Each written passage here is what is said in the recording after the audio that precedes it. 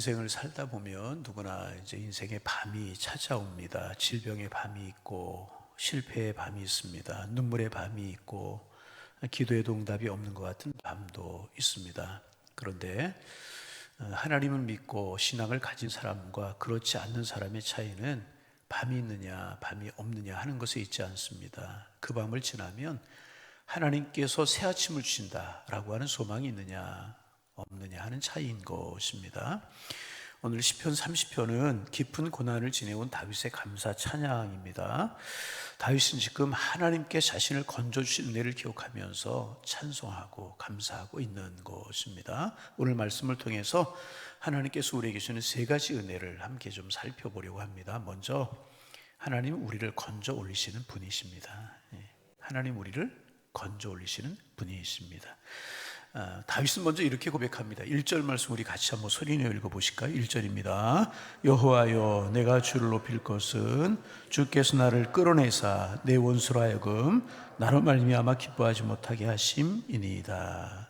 여기에서 끌어낸다라고 하는 표현을 다윗이 쓰고 있는데, 끌어낸다라고 하는 말은 이제 우물이나 깊은 구덩이에서 물을 길어 올리는 그런 모습을 나타내는 말이라고 그래요. 다시 말하면 나는 스스로 올라온 것이 아닙니다. 하나님께서 나를 붙드시고 끌어올려 주셨습니다 라고 하는 이제 고백인 것입니다. 우리가 다윗의 인생을 잘 알지 않습니까? 인생의 깊은 구덩이를 많이 경험했던 사람이 다윗입니다. 사울에게 쫓길 때도, 집요하게 쫓겨서 소망이 끊어질 정도로 쫓겼을 때도 있었고요. 압살롬에게 배신을 당하기도 했고 죄로 인하여서 깊이 무너진 때도 있었습니다. 그러나 하나님은 한 번도 다윗을 버리지 아니하셨다는 것입니다. 그때마다 끌어올려 주셨습니다. 건져 주셨다는 것입니다.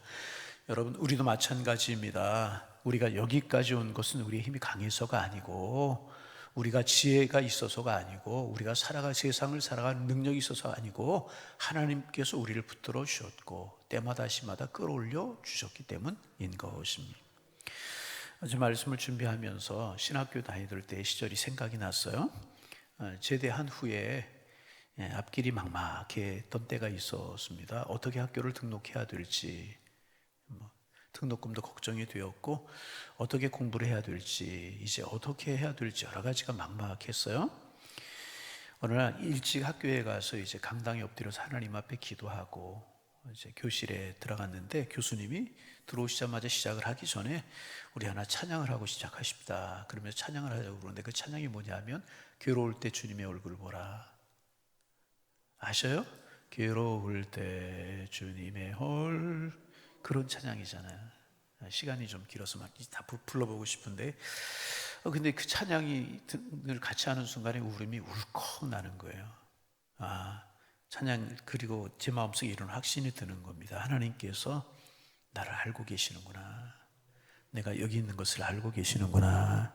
하나님이 나의 형편을 보고 계시는구나. 그런 생각이 이제 들게 되는 거예요. 그 후에 이제 하나님께 길을 열어주셔서 등록도 하고, 그런데 바로 이제 어느 교회에서 교육전사로 청빙이 오고, 그래서 교육전을 섬길 수 있는 기회도 생겼고 그랬었어요. 돌이켜보면 제가 만든 길이 아니었잖아요. 하나님께서 막막한 구덩이에서 저를 끌어올려 주신 것입니다. 그 후에 넘어질 때마다 하나님 붙들어 주셨고, 포기하려고 할 때마다 하나님 일으켜 세워 주셔서 여기까지 오게 될 수 있었던 것입니다. 그러므로 다윗의 고백은 저의 고백이기도 한 것입니다. 주께서 나를 건져 주셨습니다. 주께서 나를 끌어올려 주셨습니다. 내가 선 것이 아니고 올라온 것이 아니고 하나님이 하셨습니다. 그래서 하나님 앞에 나와 예배하는 우리 역시 하나님이 여기까지 끌어올려 주셨습니다. 이 고백을 하며 살아가는 사람들이라는 것입니다. 혹시 깊은 구덩이 속에 있는 것처럼 힘들고 어려운 삶을 지내고 있는 분이 계십니까? 하나님은 오늘도 우리를 건져 올리시는 사랑의 주님이십니다. 사람이 손을 놓아도 하나님이 절대로 우리의 손을 놓지 아니하신다는.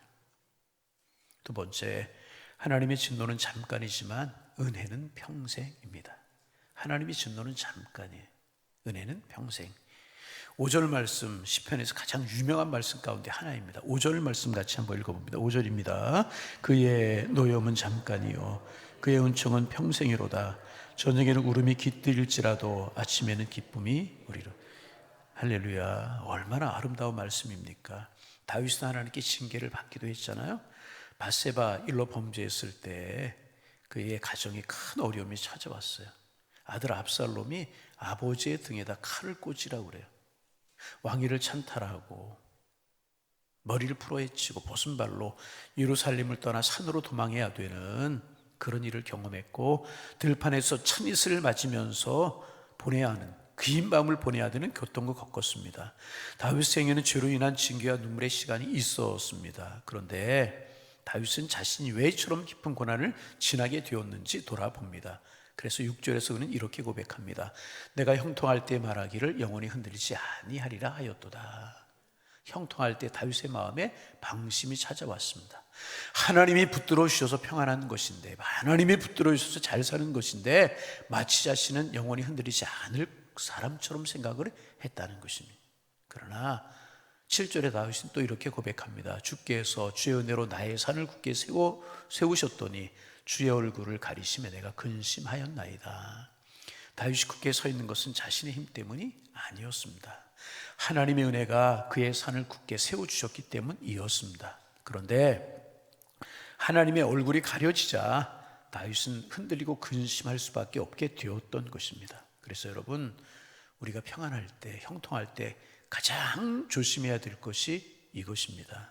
건강하면 건강 영원할 것 같고, 일이 잘 되면 계속 잘 될 것 같고, 가진 것이 있으면 그것이 나를 지켜줄 것처럼 생각합니다. 그러나 우리를 세워주시는 분도 하나님이시고, 우리를 붙들어 주시는 분도 하나님이십니다. 하나님께서는 때때로 고난을 통하여 우리의 교만을 깨뜨리시고 다시 하나님을 바라보게 하시는 것입니다. 그러므로 하나님의 징계는 우리를 버리기 위한 것이 아니라 우리를 하나님께로 돌아오게 하시는 사랑의 손길인 것입니다. 그래서 다윗은 고백하며 노래합니다. 그의 노여움은 잠깐이요. 하나님이 우리를 향한 노여움은 잠깐이라는 것입니다. 그리고 그의 은총은 평생이로다. 평생 은총으로 우리를 지켜주신다는 것입니다. 그래서 우리도 살다가 눈물의 밤을 지나갑니다. 기도해도 응답이 없는 것 같은 밤이 있습니다. 병상에서 긴 시간을 보낼 때도 있습니다. 가족 때문에 가슴 아파하며 눈물을 흘리는 밤도 있을 수 있습니다. 앞이 보이지 않아 두려움 속에 잠 못 이루는 밤도 있을 수 있습니다. 그러나 하나님의 백성에게는 밤이 마지막이 아닌 것입니다. 본문에서 분명히 다윗이 고백합니다. 저녁에는 울음이 깃들일지라도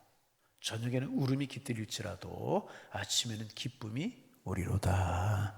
다윗은 밤이 없다고 말하지 않아요. 울음이 없다고도 말하지 않습니다. 그러나 울음이 영원하지 않다는 것입니다. 왜냐하면 하나님의 은혜는 우리의 밤보다 길고, 하나님의 은혜는 우리의 밤보다 길고, 하나님의 사랑은 우리의 눈물보다 크기 때문에 그런 것입니다. 한 농부가 밤새 몰아친 폭풍 때문에 잠을 이루지 못했습니다. 비바람이 치고 천둥번개가 치고 폭풍과 심하게 쳐서 밤잠을 이루지 못했습니다. 새벽에 들판에 나가 보니까 곡식들이 다 쓰러져 버린 거예요. 모든 것이 끝난 것처럼 농부가 낙심을 했습니다. 그런데 며칠 뒤에 햇빛이 계속 비치자 쓰러졌던 곡식들이 다시 고개를 들기 시작하는 거예요. 그 모습을 바라보며 농부는 깨달았습니다. 밤의 폭풍이 끝을 결정하는 것이 아니다. 밤의 폭풍이 끝을 결정하는 것이 아니라 아침의 햇빛이 결말을 결정하는 것이구나 하는 사실을 깨닫게 되었다는. 여러분, 우리 인생도 그렇습니다. 오늘의 폭풍이 우리 인생을 결정하는 것이 아닙니다. 오늘의 눈물이 우리의 마지막 날이 아닌 것입니다. 하나님의 은혜가 우리의 결말을 결정하게 되는 것입니다. 하나님의 은혜의 아침이 우리의 삶을 다시 일으켜 세우는 것이라는 것입니다. 우리의 계속되는 문제 때문에 힘들어하는 분이 계십니까? 오늘의 밤이 아무리 길어 보여도 하나님께서는요, 아침을 준비하고 계심을 믿으시기를 바랍니다. 그러므로 오늘도 하나님을 신뢰하는 소망을 잃지 말고 하나님을 바라보며 살아가는 한 날 되시기를 주님의 이름으로 축원합니다. 세 번째, 하나님은 우리의 울음을 춤으로 바꾸시는 분이십니다. 우리의 울음을 춤으로 바꾸시는. 11절 말씀 같이 한번 우리 소리내어 읽어봅니다. 11절입니다. 주께서 나의 슬픔이 변하여 내게 춤이 되게 하시며 나의 베옷을 벗기시고 기쁨으로 띄우셨나이다. 아멘. 이런 말씀 다시 한번 읽고 싶어요. 다시 한번 읽어봅니다. 주께서 나의 슬픔이 변하여 내게 춤이 되게 하시며 나의 베옷을 벗기고 기쁨으로 띄우셨나이다. 할렐루야. 이런 말씀을 좀 암송했으면 좋겠어요. 하나님은 단지 우리의 울음을 멈추게 하시는 데서 끝나게 하시는 분이 아니시라는 거예요. 슬픔을 기쁨의 춤으로 바꾸어 주시는 분이십니다. 베옷은 슬픔과 애통의 표시였었습니다. 그런데 하나님께서는 그 슬픔과 고통의 애통의 베옷을 벗기시고 기쁨으로 띠를 띄워 주셨다는 거예요. 하나님은 환경만 조금 바꾸시는 분이 아니라 우리의 마음까지 새롭게 하시는 분이시라는 거예요. 그래서 마지막에 다윗은 입을 열어 찬양하게 하시는 분이십니다. 그래서 다윗은 12절에서 이렇게 고백합니다. 12절도 읽습니다. 이는 잠잠하지 아니하고 내 영광으로 주를 찬송하게 하심이니 여호와 나의 하나님이여 내가 주를 영원히 감사하리다. 주께 영원히 감사하리다. 여러분, 하나님께서 우리를 회복시키시는 분이신 줄로 믿습니다. 그런데 하나님께서 우리를 회복시키시는 목적은 단지 문제가 해결되게 하시는 데 있지 않습니다. 하나님께서 우리를 회복시키시는 목적은 하나님을 다시 찬양하는 사람이 되게 하시는 데 있는 것입니다. 그래서 우리의 기도의 끝은 감사이고요, 우리의 기도의 끝은 감사이고요, 눈물의 끝은 찬양인 것입니다. 하나님께서는 오늘도 우리의 탄식을 예배로, 우리의 눈물을 찬양으로 바꾸시는 분이신 줄로 믿습니다. 아직도 여러 가지 어려움 가운데 눈물 흘리고 계시는 분이 있습니까? 하나님께서는요, 우리 한숨, 우리의 눈물을 하나하나도 결코 잊지 아니하시는 분이십니다. 그리고 하나님의 때가 되면 우리의 슬픔을 기쁨으로 바꾸시고 우리의 울음을 찬양으로 바꾸어 주시는 분이십니다. 세 가지 시편 30편을 통해서 우리에게 가르쳐 주셨어요. 하나님은 우리를 깊은 곳에서 끌어올려 주시는 분이시다. 둘째, 울음의 밤은 영원하지 않다. 하나님의 은혜 안에서 우리에게는 반드시 소망이 있다. 세 번째, 하나님 우리의 슬픔을 찬양으로 바꾸시는 분이시다. 혹시 무너지는 것 같은 어려운 문제가 있고 속상하고 답답한 일들이 있습니까? 오늘 말씀을 꼭 붙드시길 바랍니다. 저녁에는 울음이 깃들지라도 아침에는 기쁨이 오리로다. 저녁에는 울음이 깃들지라도 아침에는 기쁨이 오리로다. 하나님께서 우리를 건져 올리시는 이유는 단지 눈물을 멈추게 하시기 위해서만이 아닌 것입니다. 다시 하나님을 찬양하는 사람으로 세우기 위함인 것입니다. 오늘도 새 아침을 허락하신 하나님께 감사하면서 어떤 형편에서도 하나님을 신뢰하고 입술의 찬양이 멈추지 않는 우리 모두가 다 되실 수 있기를 주님의 이름으로 축원합니다. 오늘도 그 하나님 찬양하며 그 하나님 앞에 감사하며 살아가는 축복의 한 날 되시기를 주님의 이름으로 축원합니다.